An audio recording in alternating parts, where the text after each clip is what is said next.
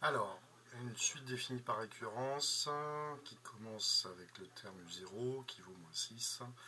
Et ensuite, on a la relation de récurrence U de n plus 1 est égal à 10 UN plus 10. Donc, dans la variable U, on va mettre le terme courant de la suite, c'est-à-dire qu'on va calculer successivement U0, U1, U2, U3, U4, U5 jusqu'à U9. Donc, on initialise à moins 6. Ensuite, pour n allant de... Alors, n va prendre les valeurs de 1 jusqu'à 9. N va être en fait l'indice, le rang du terme de la suite que l'on calcule.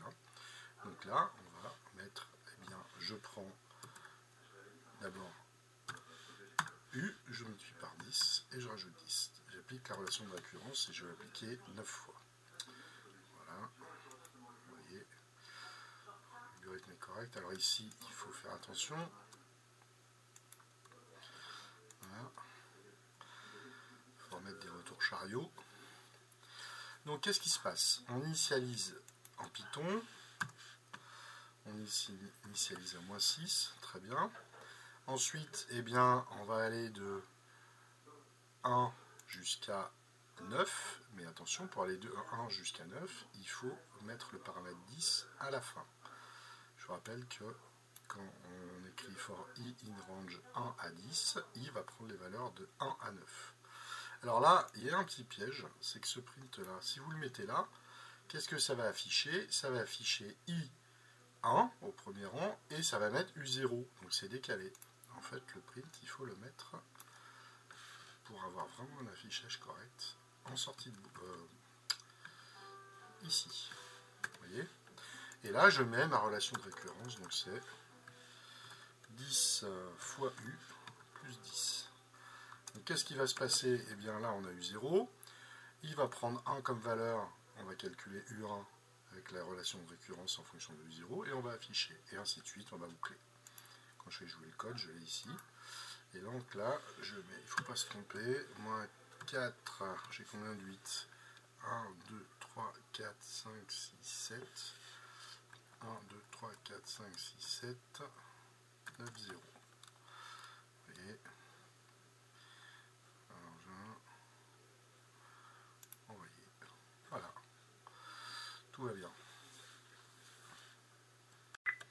Alors, le même exercice avec une suite qui commence en U1, il ne faut pas se tromper. Donc là, j'initialise ma suite à U1, qui vaut 1, et ensuite, j'ai la relation de récurrence UN plus 1 égale moins 9 UN moins 7.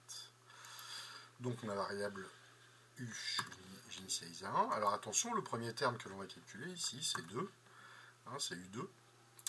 Et on va aller jusqu'à U10.